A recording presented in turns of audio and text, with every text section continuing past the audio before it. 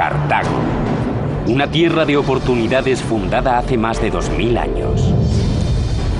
Motivados por la riqueza, el poder y la ambición, estos pioneros construyeron un imperio que dominó el mundo mediterráneo durante más de 600 años. Todo gracias al desarrollo de algunas de las tecnologías más innovadoras de la antigüedad, tanto en su tierra como en los lugares más lejanos del mundo conocido. El eje central fue un enorme puerto con espacio para cientos de barcos de guerra, la vanguardia de la armada más temible de la antigüedad. Esos barcos iban muy rápido. La gente los veía acercarse y pensaban, Cartago está aquí. Pero en el horizonte se avecinaba una tormenta. Por fin Cartago tenía un enemigo capaz de devolverle cada uno de los golpes. Una superpotencia como nunca se había visto antes. Roma. Para los romanos, Cartago era una lanza que apuntaba justo a su corazón. En esta lucha a muerte solo podía haber un ganador. El otro quedaría reducido a polvo.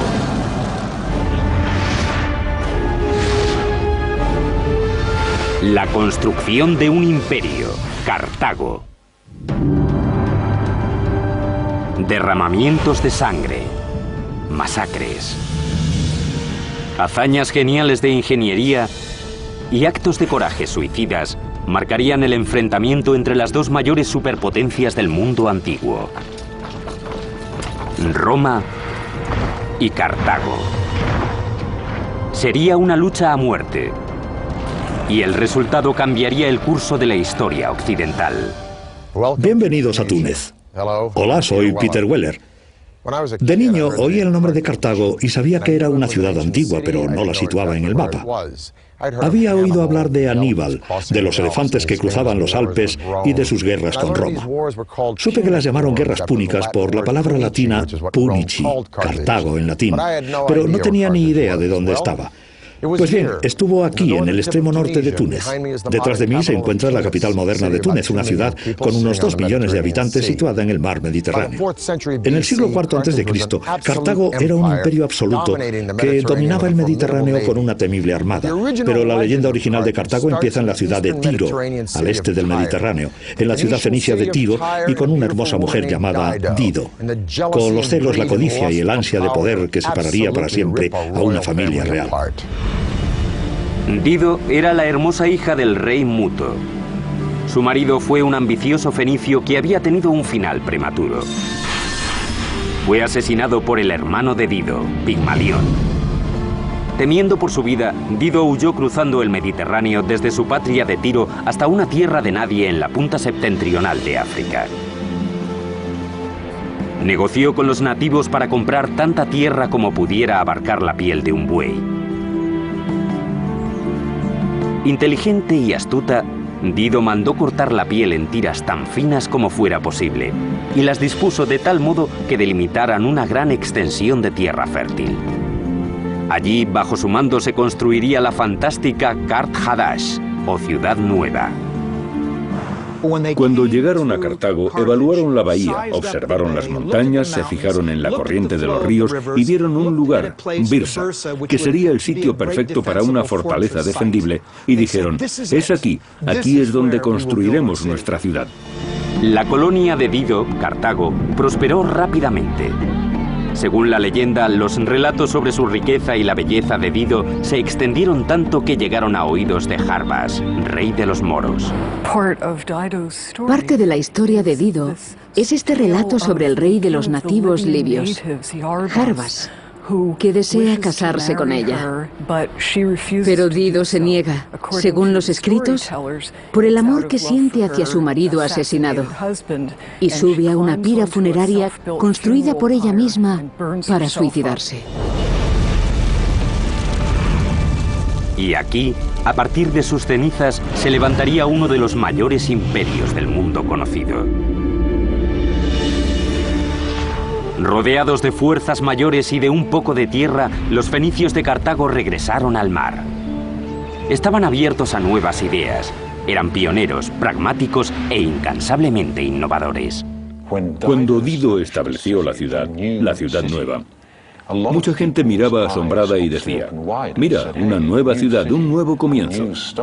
Y a medida que estas rutas comerciales que había abierto Cartago se ampliaban, rápidamente se convirtió en una ciudad tan internacional como cualquier otra del mundo de entonces. En los 200 años siguientes, Cartago se convirtió en la principal potencia del Mediterráneo y estableció colonias en Córcega, Ibiza y África del Norte. Sobre el 700, puede que el 650 a.C., Cartago es un poder a tener en cuenta. Todo el mundo ha oído hablar de ella, nadie se mete con ella. Es una ciudad muy importante. A través de las redes de comercio expansivas en el siglo VII a.C., los nuevos territorios de Cartago iban generando una enorme fortuna. Llegó a tener una población de 300.000 habitantes, convirtiéndola en una de las ciudades más grandes del mundo. En cierto modo se parece a Manhattan, un área relativamente pequeña que acoge a una enorme población. Es un importante centro comercial y cultural, no solo para África del Norte, sino también para todo el Mediterráneo occidental. Antes de los cartagineses se habían emprendido grandes hazañas de ingeniería en nombre de los dioses, pero la atención de Cartago era más cercana. Como sucedería con América 2500 años más tarde, la riqueza de Cartago atrajo a innumerables personas que buscaban hacer fortuna. Pronto los arquitectos e ingenieros de la ciudad tuvieron que encontrar un modo de alojarlos a todos, un reto que derivaría en el boom de construcción urbanística más extraordinario de la antigüedad. Había algo muy importante para el espíritu de los cartagineses, para su mentalidad, algo relacionado con permanecer dentro de los muros de Cartago. Por lo que la presión para diseñar edificios que pudieran acomodar a toda la gente que quería vivir en la ciudad era muy fuerte. Los cartagineses serían los primeros a gran escala en convertir el cielo de la ciudad en una propiedad privada, mediante la construcción de apartamentos. Tenían una altura de 6 plantas y estaban densamente poblados. ¿Por qué? Porque la gente quería venir a Cartago, un lugar próspero donde pasaban muchas cosas. Si uno quería tener éxito en la vida, debía venir a Cartago. Para construir una ciudad consistente, primero necesitarían materiales con los que hacerlo. La respuesta se encontraba en el Jauría, en la bahía de Túnez. Allí, en esas remotas canteras, había un suministro aparentemente inagotable de piedra caliza que se podía conseguir rápidamente y con la que era fácil trabajar. La piedra caliza es la elección perfecta para la construcción y geológicamente había sedimentos de caliza en esa zona, en esa cuenca al alcance de la mano. Los arqueólogos especulan que, igual que habían hecho antes los egipcios, los cartagineses cortaban cada bloque de piedra usando los métodos más sencillos, agua y madera. Después de cincelar un canal lineal de puntos en la cara de una roca, cogían una cuña de madera y la clavaban si era lo suficientemente profundo. Y después humedecían la madera. Y lo que sucedía es que la madera se expandía por el agua y después, de forma natural, resquebrajaba la piedra. La presión cada vez mayor de la madera dilatada hacía que la piedra se agrietara en líneas casi perfectas. A partir de ahí, los trabajadores separaban cada bloque usando palancas y otras herramientas. Cuando los inmensos bloques de piedra se extraían y se transportaban a la ciudad, los cartagineses usaban una construcción a base de columnas y paneles para transformar rápidamente Cartago en una capital dinámica.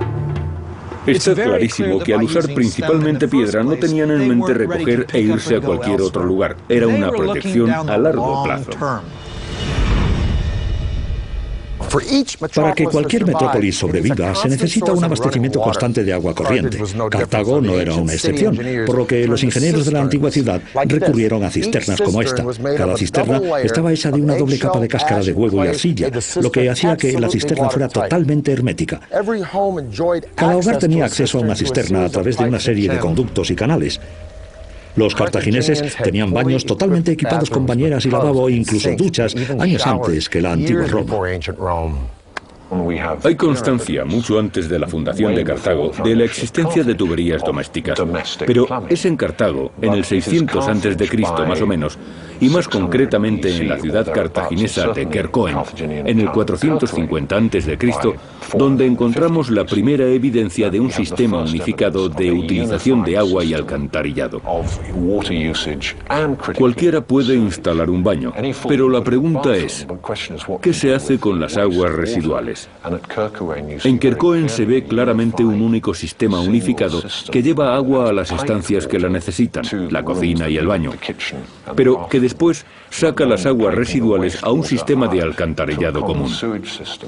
Es cierto que era algo evolutivo, pero a la vez es típicamente cartaginés porque era revolucionario. En el siglo VI a.C., Cartago seguía creciendo y convirtiéndose en una verdadera ciudad-estado rebosante de magníficos templos, fastuosos palacios y edificios elevados.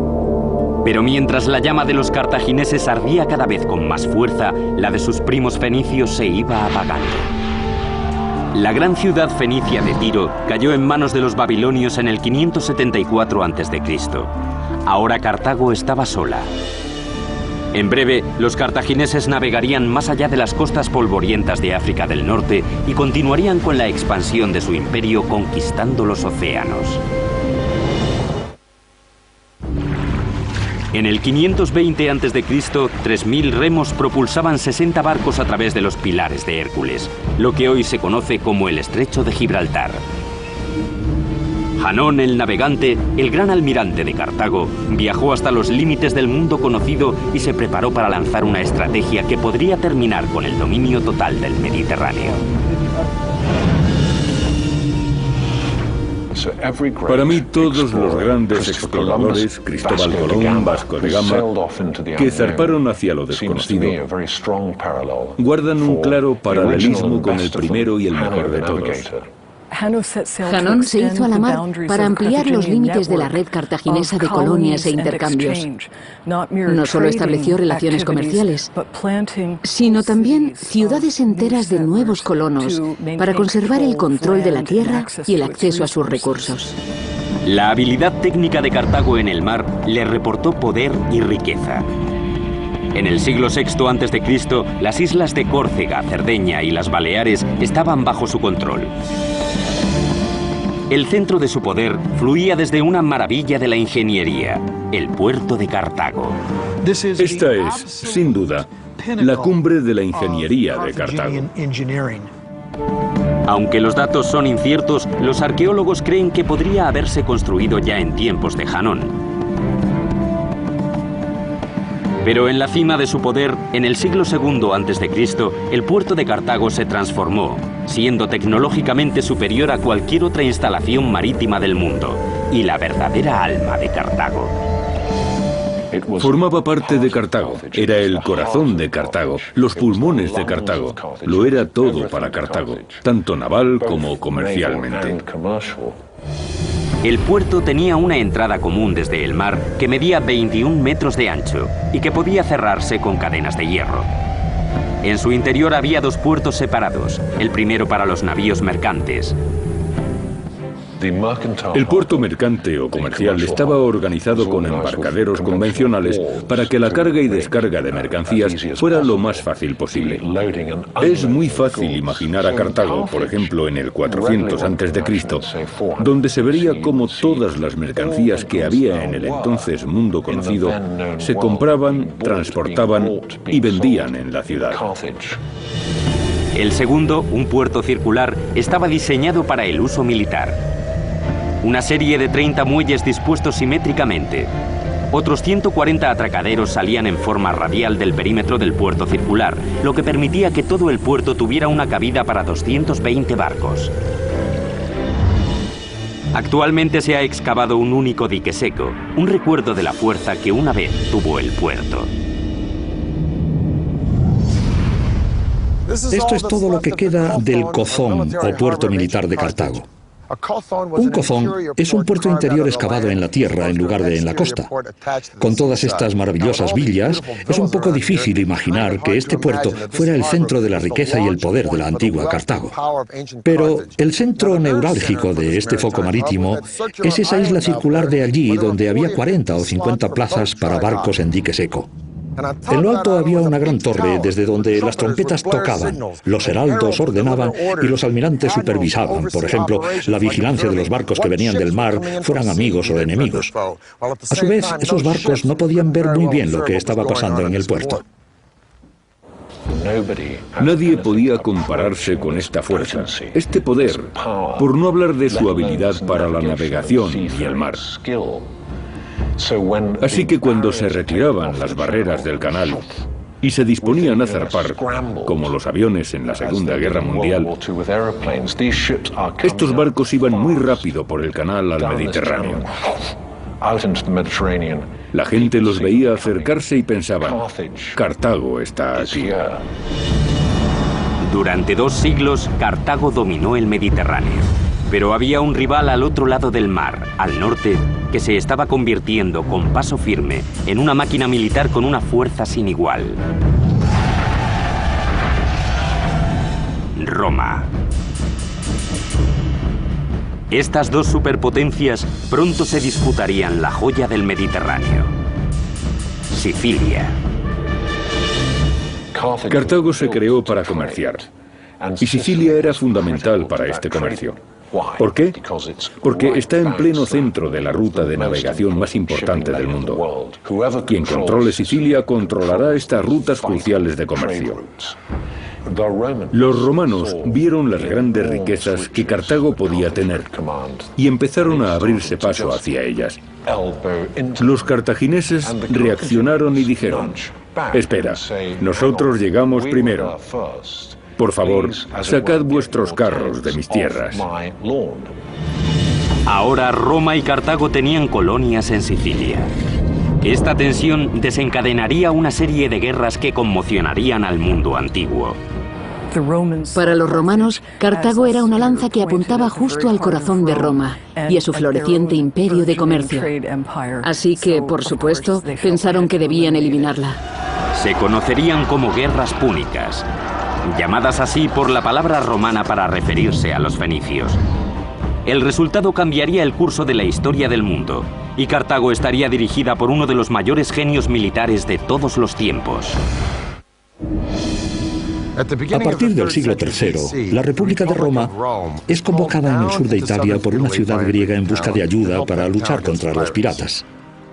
Pero poco después, 2 ciudades sicilianas entran en juego. Una de ellas, Mesina, primero pidió ayuda a Cartago, pero luego pensó, no, vamos a pedírsela a Roma porque está más cerca y lograremos un acuerdo más ventajoso. Siracusa lucha contra Mesina y Roma. En una batalla, abandona y se rinde y se entregan a Roma. Y esta, en cuestión de décadas, consigue todo el sur de Italia y el este de Sicilia. Esto provoca la ira de Cartago y así empieza la Primera Guerra Púnica. El resultado de esta guerra no solo decidirá quién se queda con Sicilia, sino quién va a gobernar todo el Mediterráneo meridional. En el 264 a.C., Roma y Cartago empiezan la Primera Guerra Púnica. Al cabo de 17 años, los 2 bandos seguían estancados en una sangrienta contienda.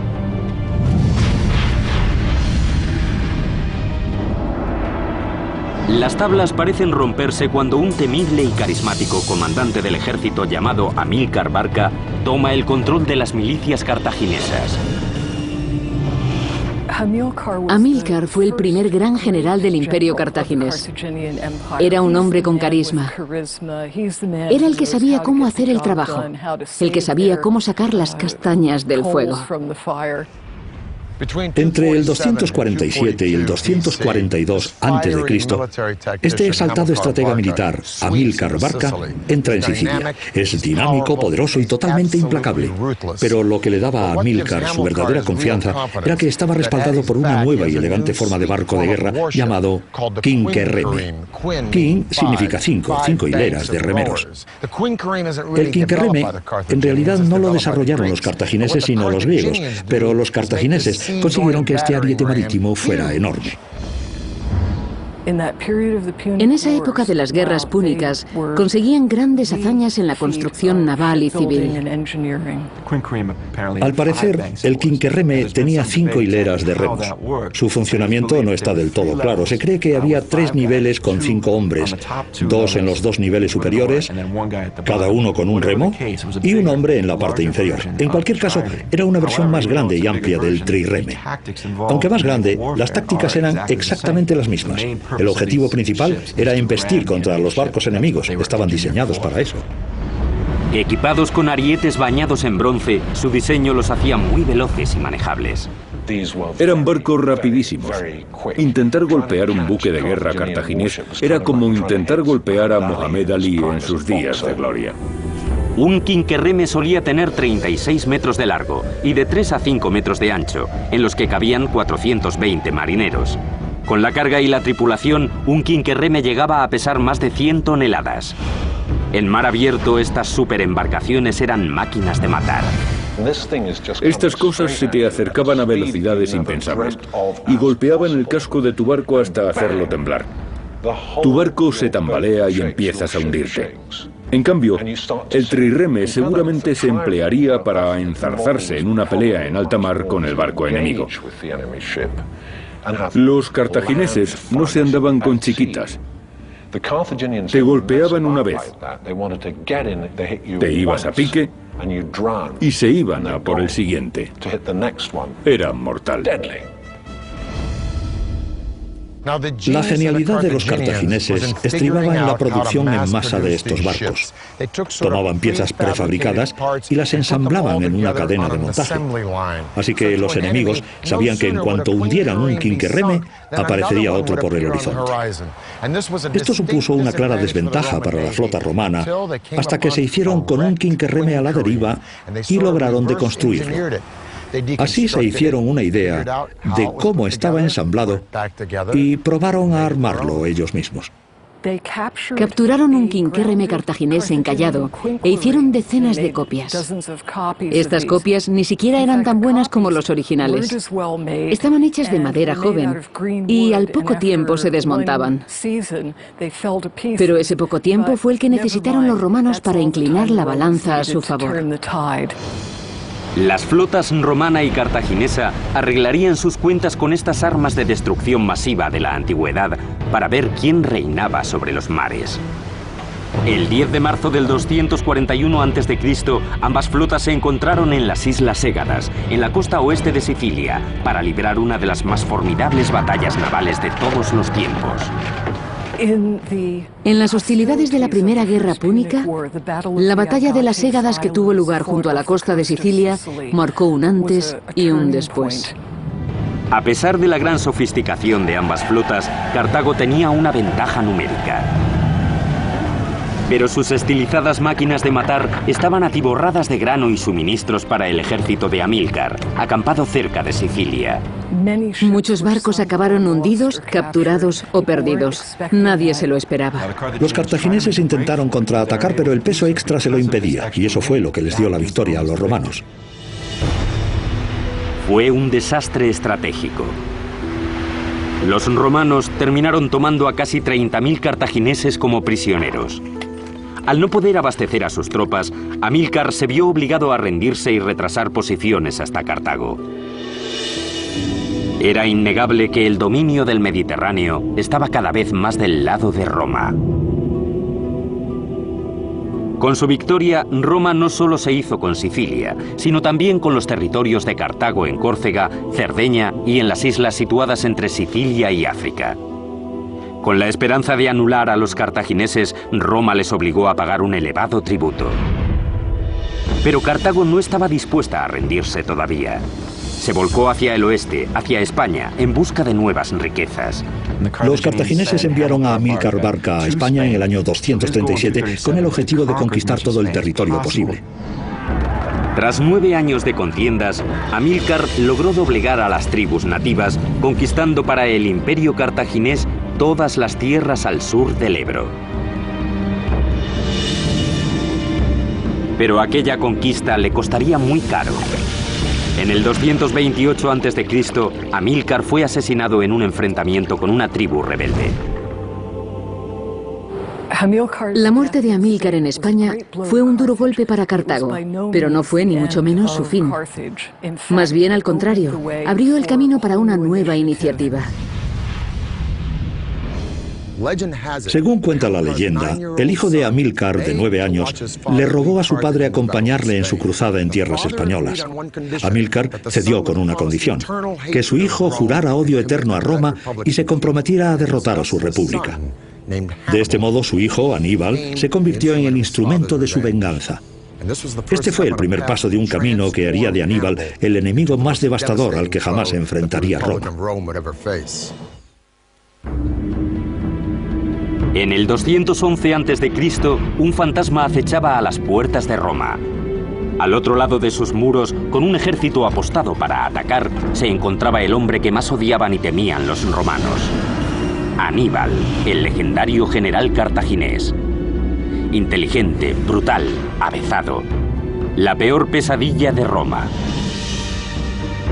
Aníbal penetraba las defensas de Roma con una facilidad insultante, gracias sin duda a su genio estratégico y a su habilidad para utilizar uno de los armamentos militares más asombrosos del mundo. No me cabe duda de que Aníbal no fue tan solo uno de los mejores generales de la historia. Está demostrado que fue el mejor general de la historia. El genio de Aníbal nacía de un afán casi religioso por la destrucción de Roma, heredado de su propio padre. En el año 221 a.C., con 26 años, le dieron por fin los medios para dar salida a ese odio. Asumió el mando del ejército cartaginés. Aníbal era sin lugar a dudas el hijo de Amílcar. Fue un político muy hábil, un brillante estratega y un militar de los pies a la cabeza.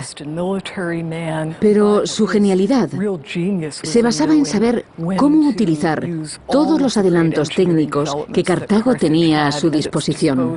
Como comandante demostró su inquebrantable coraje al emprender una de las campañas de agresión más extraordinarias de toda la historia de la humanidad.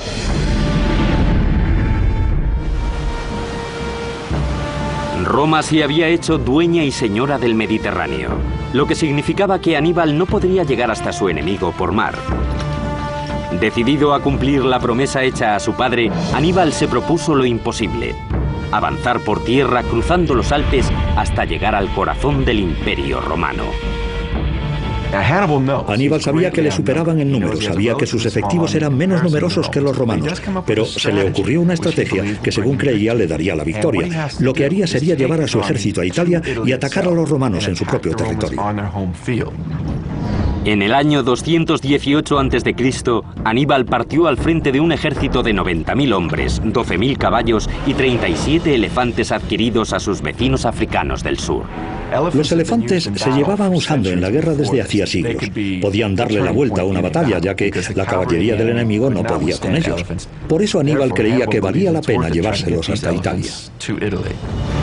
En octubre, con casi 1.000 kilómetros recorridos, se enfrentaron a su primer obstáculo, el embravecido Ródano, en tierras galas.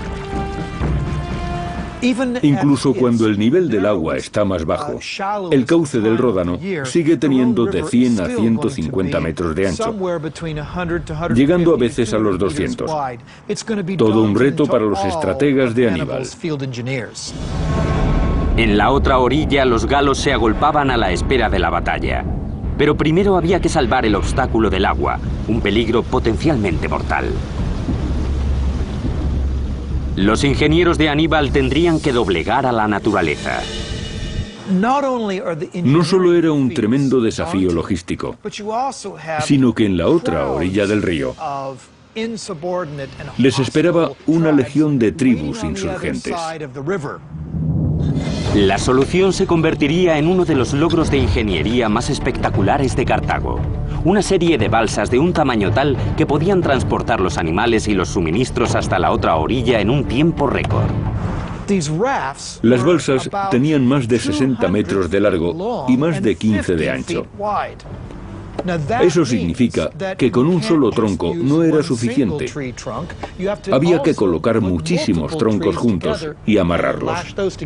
Y para eso hay que saber algo más de nudos que un Boy Scout. Con gran diligencia, los soldados de Aníbal recogieron cantidades ingentes de coníferas de los bosques circundantes y ensamblaron los troncos con sogas.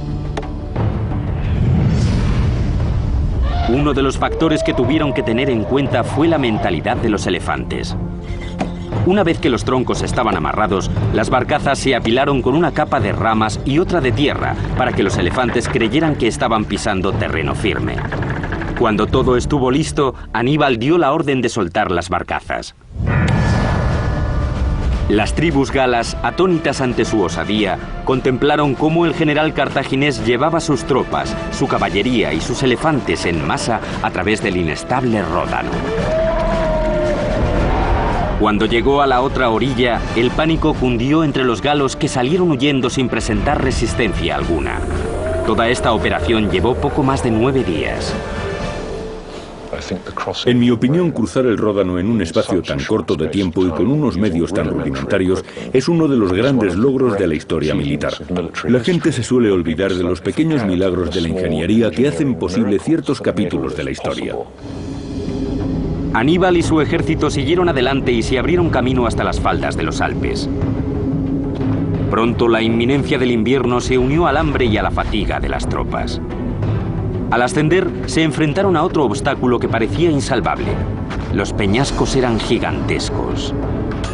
Los consejeros de Aníbal ingeniaron un plan que permitiría a los soldados no remontar los peñascos, sino atravesarlos. La estrategia de cruzar los Alpes sorprendió a los italianos.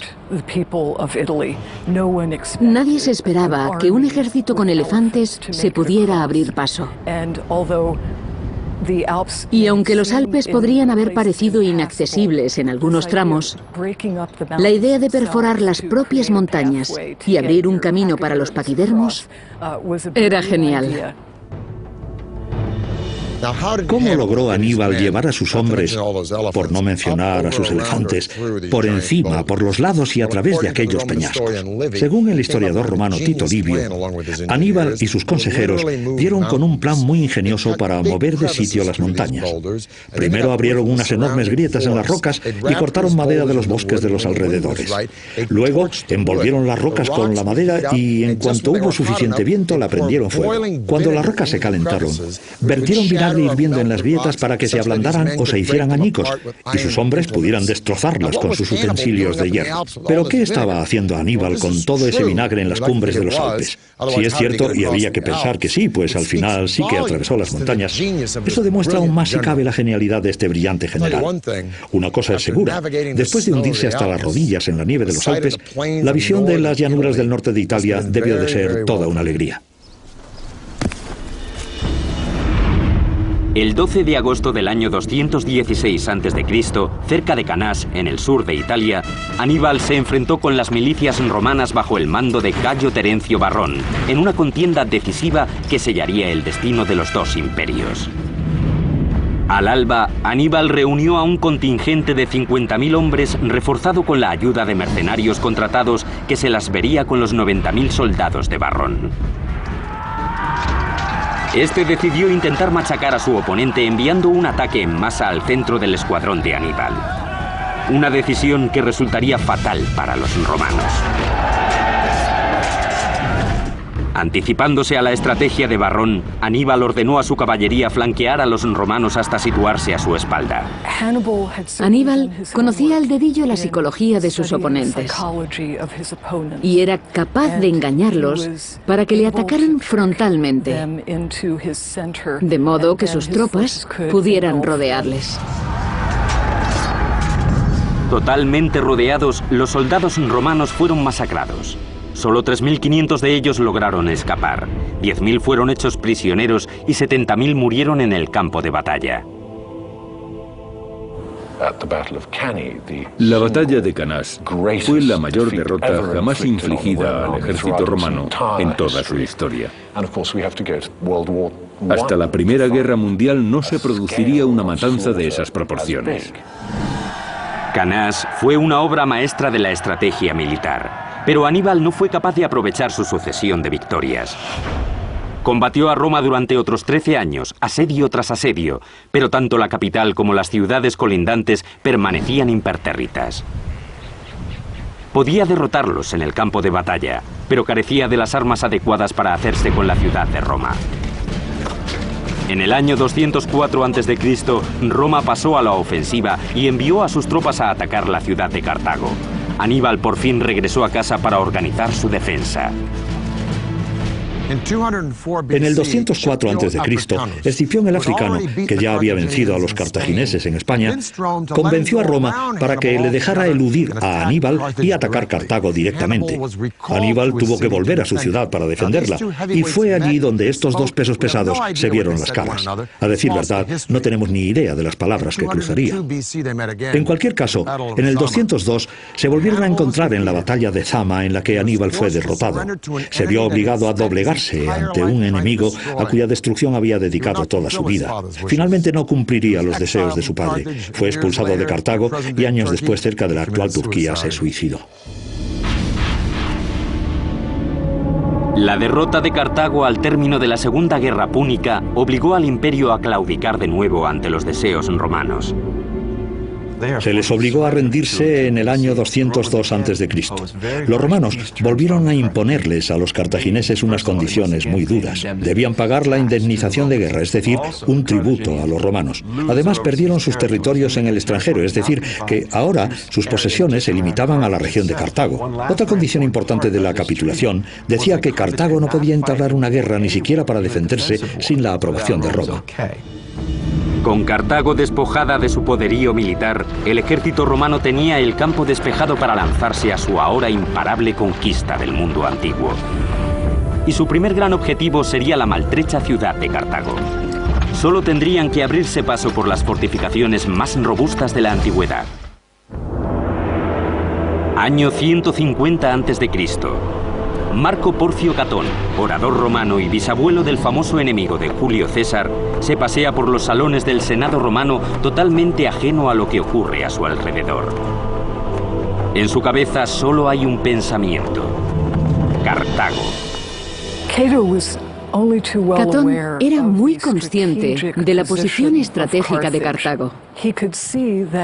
Sabía que mientras siguiera siendo un bastión independiente, con presencia militar, su vecindad con Sicilia e Italia ponía en peligro a la flota romana. Catón quería borrarla del mapa. Numidia, la vecina y otrora aliada de Cartago, empezó a invadir los territorios cartagineses del sur. Cartago se sentía obligada legítimamente a defenderse, pero había un problema. Desde la Segunda Guerra Púnica, Cartago había prometido a Roma no levantar las armas contra ningún otro enemigo sin el consentimiento de Roma. Así pues, Roma envió una comisión para arbitrar el contencioso entre Numidia y Cartago. Uno de los delegados de la comisión era Catón. Cuando Catón vio la prosperidad que Cartago había alcanzado desde la Segunda Guerra Púnica, regresó a Roma y clamó al Senado que esa prosperidad solo podía significar una cosa: que Cartago iba a presentarse a las puertas de Roma de un momento a otro.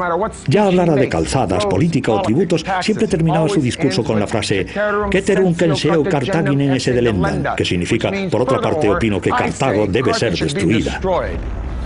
Cartago, temiendo su inminente aniquilación y sin ayuda de Roma, tomó las armas. Por su parte, Roma envió una delegación militar y ordenó a los cartagineses evacuar su ciudad.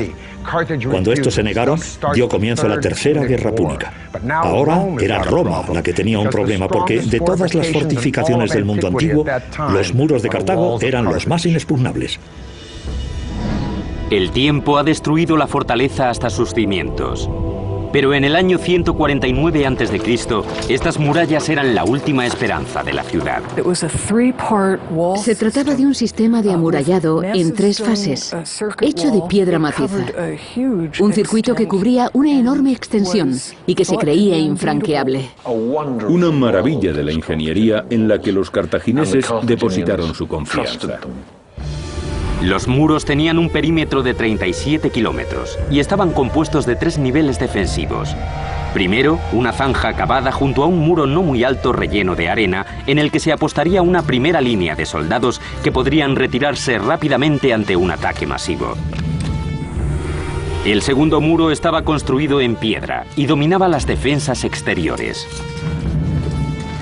Tras este segundo muro se erigió una tercera muralla aún más impenetrable de más de 13 metros de altura y 9 de ancho. Cada 180 metros se levantaban 15 torres en las que montaban guardia los centinelas. Dentro de estas murallas hacían su vida parte de las tropas cartaginesas, unos 20.000 hombres y 300 elefantes, siempre alerta ante cualquier ataque. El sistema de amurallado que rodeaba Cartago la convertía en la ciudad más fortificada de todo el Mediterráneo, si no del mundo entero. Contra los romanos, estas defensas tendrían que poner a prueba su fama. De ello se encargaría el legendario general cartaginés Asdrúbal. El jefe militar que lideró a los cartagineses en la Tercera Guerra Púnica fue Asdrúbal. Él se encargó de responder a los ataques de los númidas y estuvo al frente de la principal resistencia contra los romanos. Cuando las legiones romanas se acercaban a la ciudad, los cartagineses se apresuraron a organizar una fuerza defensiva.